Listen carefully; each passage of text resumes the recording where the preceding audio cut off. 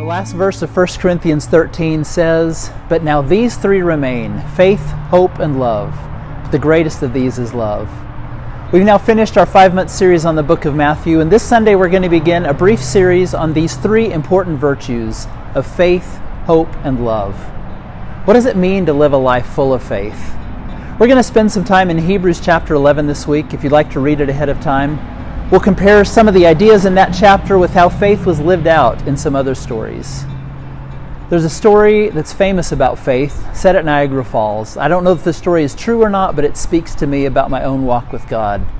So a man sets up a tightrope between one side of Niagara Falls and the other, and then walks all the way there and all the way back in front of a big crowd.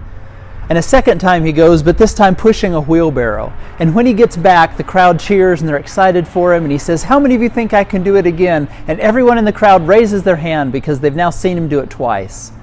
But he asks a follow-up question. Then who wants to get in the wheelbarrow? And of course, no hands go up.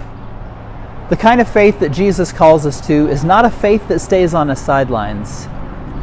The kind of faith that Jesus calls us to is not a faith that stays on the sidelines, but a faith that is lived and experienced. I look forward to worship with you on Sunday. Grace and peace.